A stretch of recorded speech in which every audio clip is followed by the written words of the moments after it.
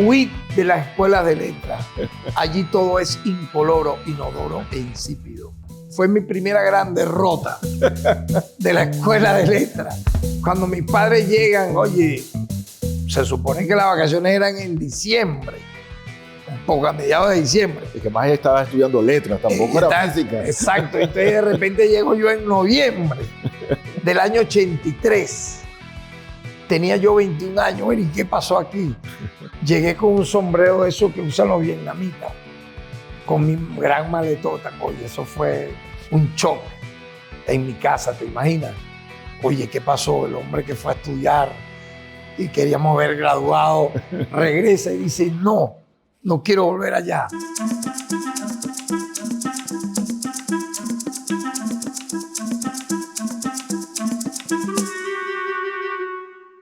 Bienvenido, poeta Tarek William Saad. Caramba, uno le dice poeta, le puede decir fiscal, pero ahora lo acabo de ver escribiendo en su celular, tratando de desconectarse. Que cuando se dice que se escribe poesía, se dice muy fácil. ¿Ha logrado poder escribir poesía en un celular? Oye, tú como que eres adivino. Porque últimamente he escrito mis más recientes poemas, que son casualmente de los más logrados que he tenido en esta reciente temporada, por celular. Por celular. Por celular. Extrañamente alguien diría que es lo más antipoético, pero bueno, el genio de la antipoesía fue el grandioso poeta chileno Nicanor Parra, que en su momento impactó y maravilló nada menos que a la Beat Generation. Allen Ginsberg, a principios de los años 60, estuvo en Chile solamente por estar impactado con la poesía o la antipoesía de Nicanor Parra. Estoy utilizando de defensa a Nicanor, pero...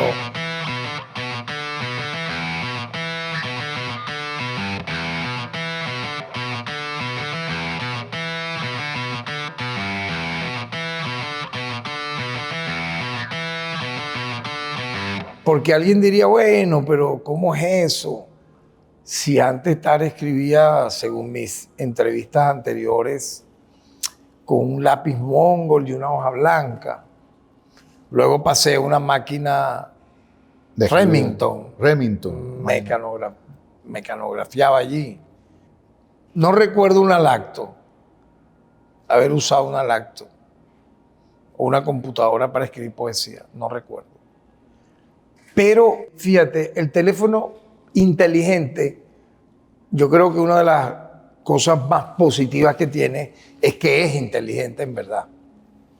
Porque allí te llegan audios, videos, fotografías, documentos, libros. Los que publica Monte Ávila, por ejemplo, de 200, 300, 400 páginas, yo lo he leído en mi celular. Me los has enviado tú o otros compatriotas, por ejemplo. Llegas hasta hacer eso. Entonces, ¿por qué no escribir poesía? Entonces, yo creo que no hay que temerle a la reinvención mientras no traiciones tu esencia. Así es. O sea, el proceso que yo hago es el siguiente. Desde mi celular escribo el poema, luego obviamente lo veo impreso, fíjate tú, ¿no? Pasa a una computadora, de la computadora pasa a un papel, lo veo impreso, y allí obviamente es el impacto, vamos a decir, fundacional, real, que me va a permitir ver el ritmo de lo que yo previamente escribí. Por lo tanto, sí, no tengo temor de decirte que escribo mi poesía reciente desde mi teléfono celular. Está muy bien, porque es que hay muchas veces, se crean muchos mitos sobre el escritor, ¿no? Sobre el áurea del escritor, sí, el momento para escribir. Que tiene que estar drogado, marihuaneado, días en un estado de iluminación, mirando el techo. Eso es mentira. Yo creo que una persona, mi opinión muy personal, bajo los efectos del alcohol y la droga, según lo que yo he estudiado de la todo lo que tiene que ver con la neurosis, neurociencia, la psiquis, la mente, etcétera, tú estás dopado. Entonces, si estás dopado, ¿cómo vas a escribir? Eso es mentira. Así es. Ahora, que algunos lo hicieron en estado de ebriedad, yo no sé, yo tendría que ver. Yo sé que, por ejemplo, Jack Kerouac muere de cirrosis hepática, pero yo te aseguro que el libro On the Road, en el camino, o vamos a decir de los que más me han interesado de él, la recreación que él hace del Buda, de Siddhartha, es Los vagabundos del Dharma. Claro. Yo dificulto que, por ejemplo, él, a pesar de que murió de cirrosis hepática, lo haya escrito estado totalmente borracho. Porque es que borracho ni siquiera vas a poder pensar. Entonces, hay un mito también con eso. Claro. Entonces, yo creo que en función de la verdadera escuela de vida existencial que he tenido como poeta, yo te puedo decir que yo no tengo ni horario para escribir. Normalmente se me da muy bien en la noche, en la madrugada, pero yo he escrito mis poemas más queridos y luminosos en horas del día. El más reciente, por cierto, que lo escribí porque estoy terminando uno que no está culminado. Lo escribí el 14 de diciembre de un solo tirón. Fue en horas de la mañana. Pero entonces yo te diría, bueno, en el pasado tú decías que era de madrugada, de noche. Es que yo creo que todo depende del momento, de esa, vamos a decir, oportunidad. Algunos lo llaman musa, inspiración, que tú puedas tener. Yo soy un escritor, digamos, de esa manera, de esa escuela. No soy de aquel que se para a las 6 de la mañana, como muchos otros. Respeto obviamente esa disciplina, que se paran a tal hora y terminan a tal hora. Soy más bien un libre pensador que tiene una forma muy particularmente libre de escribir. Pero en esa libertad, dice que lo escribes de un solo tirón, es que has logrado dominar algo más allá de la palabra. ¿Qué has dominado ahí? El sentimiento. Cuando me pasa así de un solo tirón es que tengo ya el sentimiento, la emoción totalmente concentrada en la imagen. Hay una síntesis de la imagen, que es como una secuencia. Ves que yo escribo y según mis más fieles leedores, críticos literarios, tú eres uno de esos. Yo recuerdo haberte escuchado decir que tú rescatabas de mi poesía, de mi literatura, la fuerza, la potencia de la transmisión de la imagen. Bueno, yo te retomo tu palabra. Ello se debe a que hay una imagen que me va asediando poco a poco. Incluso puede ser durante años, ¿sabes? Y está allí, ¿no? Entonces, luego yo logro en un poema plasmarlo y eso pareciera una secuencia corta de una breve film, de una breve película o una secuencia fotográfica, parecido a lo que estamos haciendo aquí ahorita con tus compatriotas, amigos fotógrafos. Entonces, yo creo que es una mezcla de todo eso sin que haya un dogma, Raúl. O sea, imagínate un poeta, un escritor dogmático que te diga, bueno, mira, si yo no tengo 2 botellas de vino encima, no escribo. Si yo no me meto 3 tabacos de marihuana, no escribo. Si no es la luna resplandeciente a las 12, 1 de la madrugada que me pega, no escribo. O sea, por Dios, yo creo que en mi caso puede ocurrir a cualquier hora. Pero tiene que haber una motivación, eso sí. Tiene que haber una motivación, algo que me lleve, que me mueva a tener el compromiso de escribir y obviamente de publicar. Tú escribes desde muy joven, Sí, desde muy chamo. desde muy chamo. La verdad es que lo que recordamos de tu poesía, y además publicaste muy joven también. Muy joven, sí. Para la época muy joven, porque imagínate, mi primer poema escrito de manera primitiva en un cuaderno con un lápiz mongol fue en el laboratorio de física, estudiando cuarto año de bachillerato. El laboratorio tenía unos ventanales que daban hacia unos árboles. Y yo vi la lluvia golpear la ventana. Y fíjate que esa imagen, hasta ahorita, pasado 45 años, pues yo tengo 60 años, esa imagen me ha asediado, me ha abordado, me ha acompañado. Y yo ese poema lo titulé Lluvia. Es lo que recuerdo. El poema lamentablemente no lo tengo, pero por lo menos tengo ese recuerdo de que fue la inspiración de la lluvia golpear el... Y no era que me lo pidieron en el salón de clase, ojo. Fue algo que me surgió. Ya previamente en la escuela sí nos pedían a veces en castellano y literatura hacer algunos poemas o cuentos, pero esto me surgió así de la nada. Y obviamente luego que me voy a Mérida a estudiar filosofía y letras, fíjate tú, escogí esa carrera. Ajá, entonces no estoy, entre los 15 y 18 años, machucaba ahí y leía vorazmente. Tenía una librería que era la fuente de todos mis libros, que era la librería Tixi. Ahí conseguía todos los libros de Seix Barral. Imagínate. Imagínate, ahí tenía todo. Todos los poetas clásicos del boom latinoamericano, etc.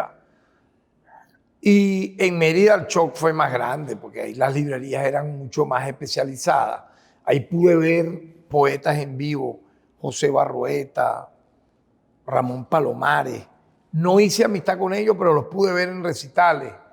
Me inspiré mucho en la naturaleza. Yo vivía en el valle, en el páramo de la Culata. Subía mucho a los nevados, el teleférico, la cordillera. Todo eso quedó en mí, ¿no? Obviamente deserté de la escuela de letras. Le hice caso a unos versos que luego leí de Víctor Valera Mora. Huid de las escuelas de letras.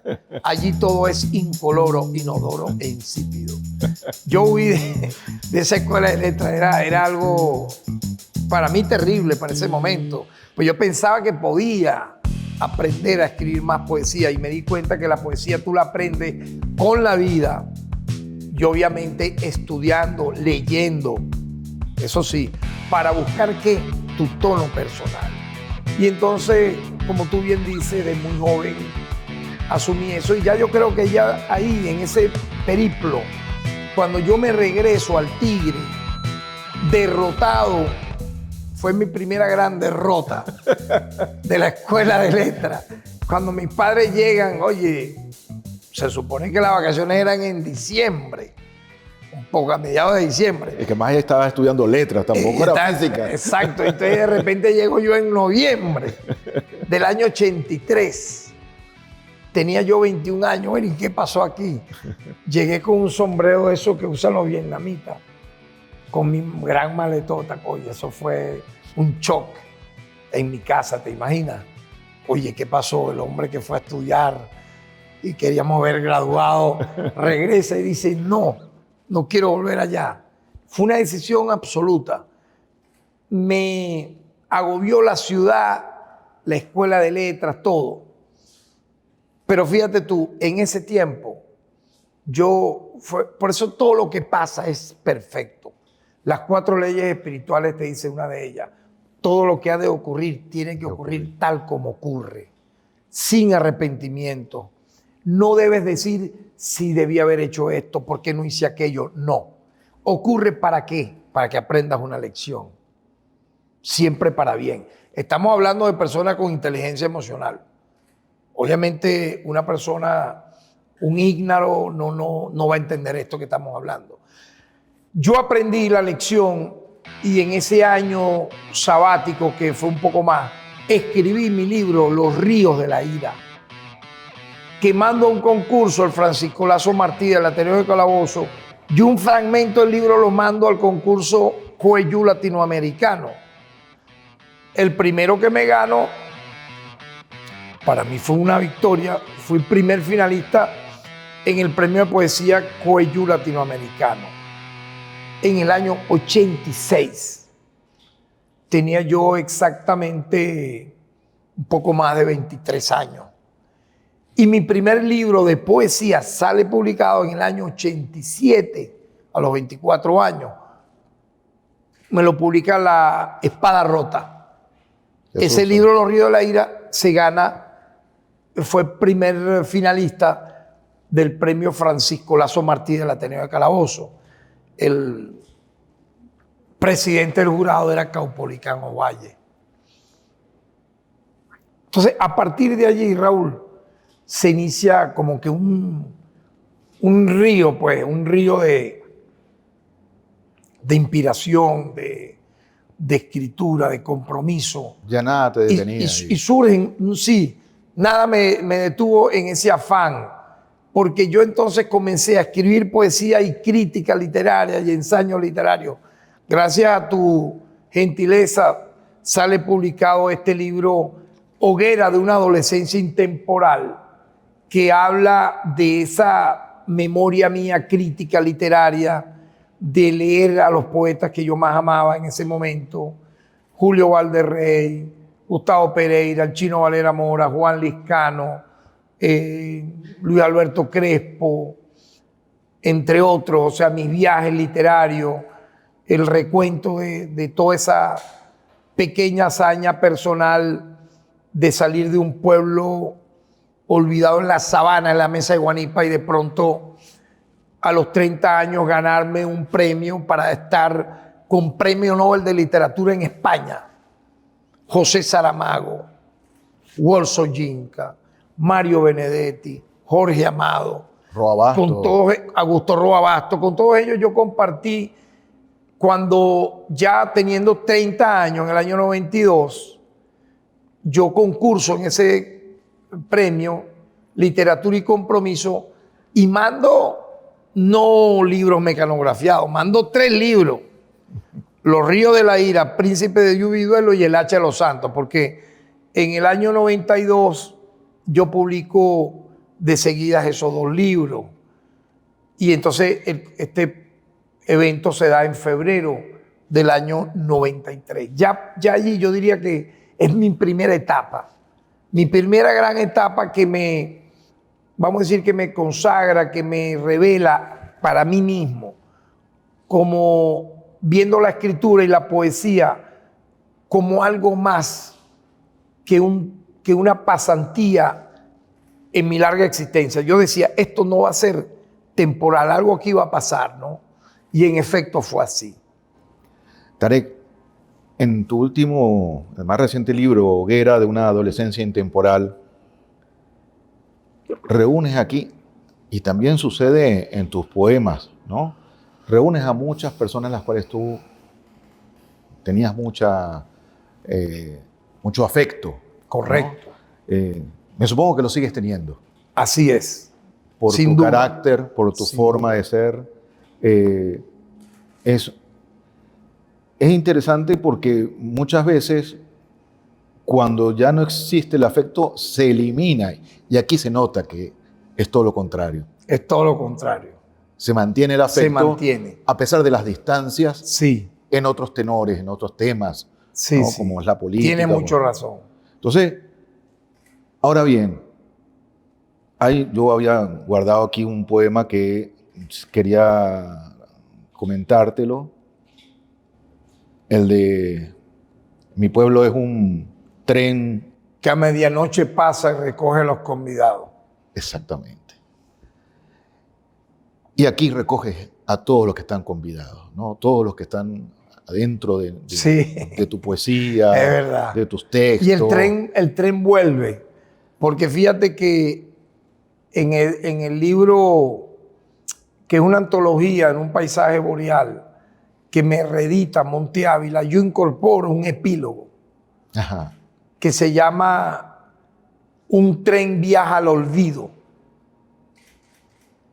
Es un largo poema que obviamente forma parte del libro en construcción, que ya está muy avanzado, un nuevo poemario de esta etapa que estoy viviendo como escritor, como poeta, que tuvo una transición, ¿sabes? Y en esa transición aparecen los libros Memorias de Gulan Rubani, para mí un libro capital dentro de lo que yo he querido hacer.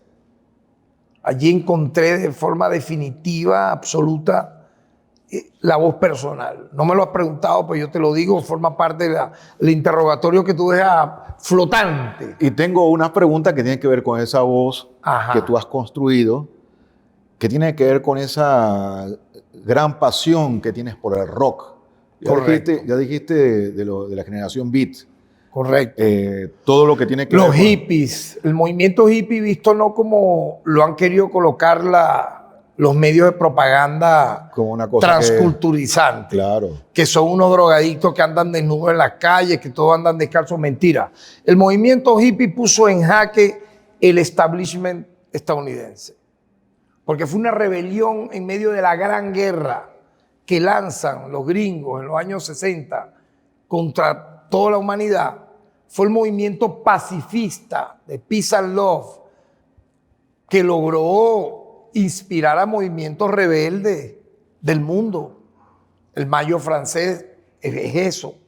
Uh-huh. Y toda la literatura que allí se hizo. O sea, yo vengo de allí, es más, yo nazco allí, yo nazco en el año 62. Fíjate que en los años 60 rescatan la cultura oriental, el budismo como filosofía. Incluso el cristianismo visto no como un dogma, rescata y promueve y impulsa hasta el infinito el rock and roll como un arte, no solo musical, sino en las letras que inspiraron. Y allí obviamente el padre de todo eso es Bob Dylan. Bob Dylan es el inspirador de toda esa gente. Mira, y no en balde quien te habla, siendo gobernador del estado de Anzoátegui, yo entre el año 2004 y 2012, yo reconstruí el parque Andrés Eloy Blanco, que estaba en la nada. Eso era tierra y viento. Yo le hice caminerías, le hice un parque infantil, le hice reconstruir el auditorio que estaba totalmente destruido, la entrada, y coloqué 14 bustos en unas mini plazas. ¿Quiénes están allí? Federico García Lorca, Eduardo Sifontes, Caupolicán Ovalle, Andrés Eloy Blanco, Simón Bolívar, Ernesto Che Guevara, Arthur Rimbaud, Rita Valdivia, Eduardo Sifontes, Gibran Khalil Gibran.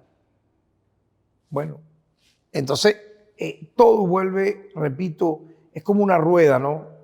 Todo se va hilvanando. Creé un fondo editorial donde publiqué poemas y poetas olvidados: Eduardo Sifontes, Pereira, Roque Dalton, Ernesto Cardenal. O sea, con una dignidad en la edición, en todo eso, ¿no? Y obviamente los premios que también hicimos en todas las artes.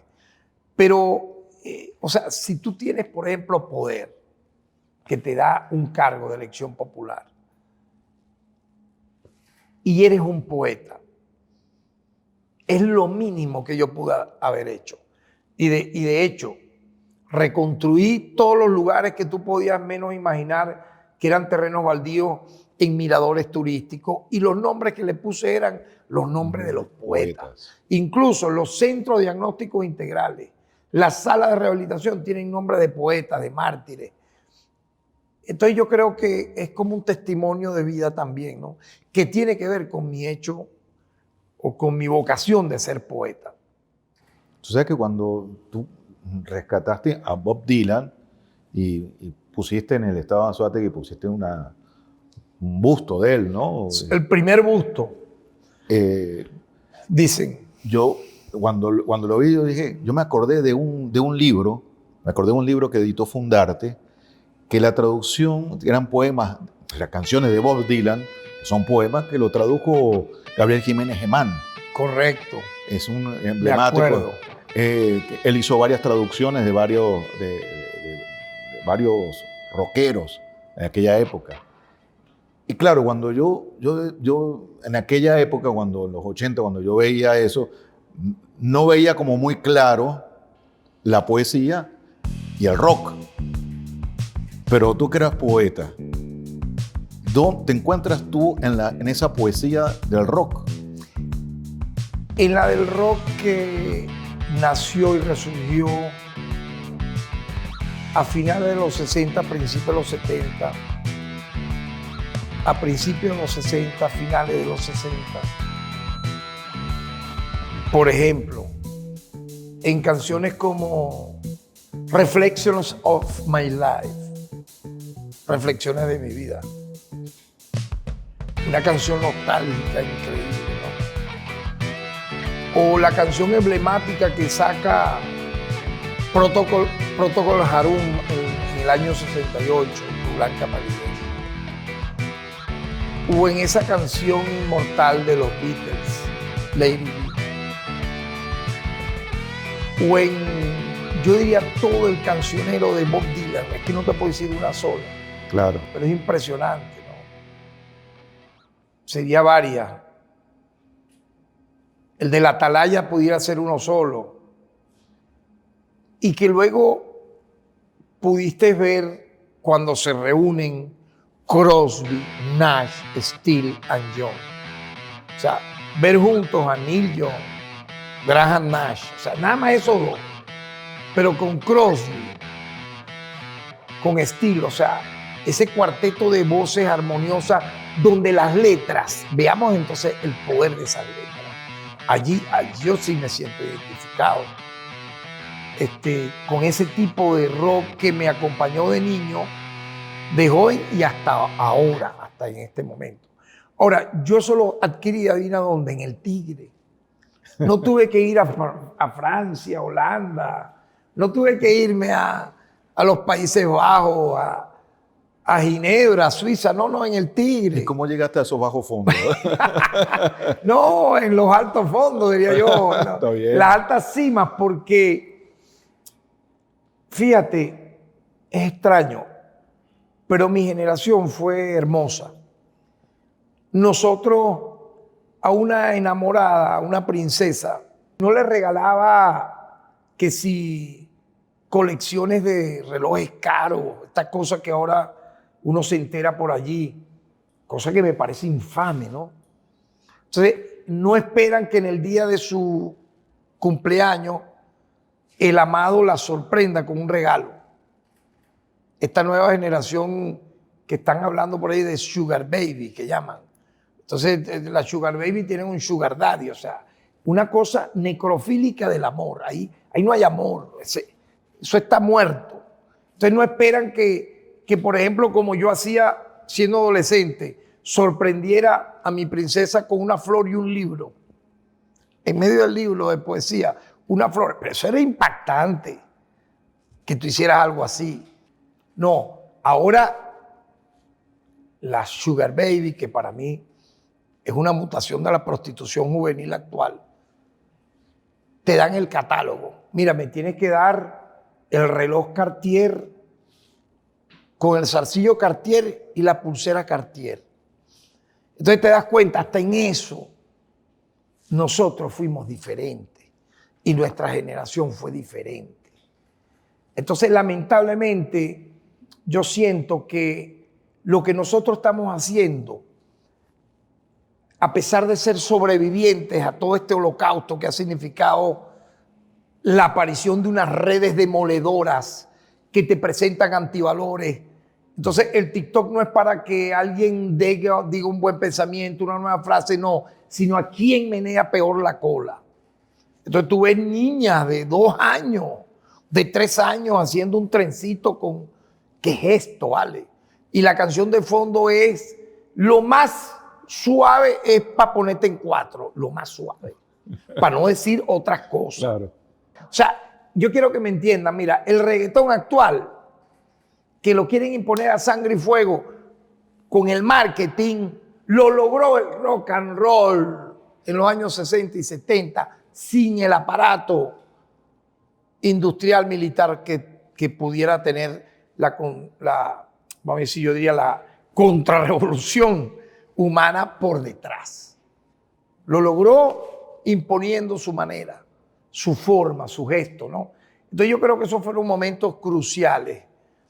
Y yo rescato ese tipo de, vamos a decir así, rock dentro de mi poesía, dentro de mi visión de la vida. Ajá, pero es que también, ¿quién a mi edad escolar en el liceo no supo que existió Woodstock? Una reunión que congregó en 500,000 de personas en una hacienda por allá en los Estados Unidos a gente como Neil Young, el propio Crosby, Jimi Hendrix, autores que fueron tan representativos como Joe Cocker, entre tantos otros, y fueron 3 días, 4 días de pura música, y las imágenes son inmortales de la gente allí. Ve que al final, cuando ya todo termina, tú ves que hay como un duelo, ¿no? Las parejas abrazándose como que, wow, ¿y ahora qué? Después de esto, ¿qué? Eso no se va a poder repetir nunca. Mira, harán 100,000 Tomorrowland con 1,000,000 de personas. Meterán miles de reggaetoneros y habrán lo que tú quieras, pero nunca jamás tendrá la esencia, el alma, el espíritu, el corazón de esto que yo te estoy aquí narrando. Entonces, yo vengo de todas esas cruzadas que yo viví, que yo pude estudiar y que me siguen acompañando. Entonces, siento que aún queda mucho por andar, pero los que sobrevivimos a todas estas hecatombes, donde ahora la pedofilia quieren ponerla de moda, el matrimonio infantil quieren ponerlo de moda, la agresión a los niños, niñas quieren ponerlo de moda, matar animales como que si eso fuese un estorbo, dañar la naturaleza, el ecosistema, la industrialización, nunca va a ser una moda, por más que lo imponga el gran capital. Entonces nosotros nos rebelamos, nos seguimos rebelando en contra de eso. Y yo creo que tenemos mucho que enseñarle aún. Yo creo que nosotros, mira, Raúl, sin querer serlo, sola nuestra vida está siendo una escuela para las futuras generaciones, para que crean en el amor, para que crean en la poesía, para que crean en la vida, para que crean en la familia, para que crean en la lealtad a los valores, para que no se pierdan en el camino de la destrucción y la desidia. Gracias, Tarek. Realmente estás poniendo de moda la poesía fiscal que se digna a llevar la palabra primero por delante y el verbo, y con tus libros, tu poesía, todos tus textos críticos, que donde están toda la amistad, todos los afectos, pones de moda también la poesía. Gracias por estar con nosotros. Muchísimas gracias, de verdad, Raúl. Y este año vamos con un nuevo libro. Así será. Muchas gracias, Tarek. Muchas gracias a ti.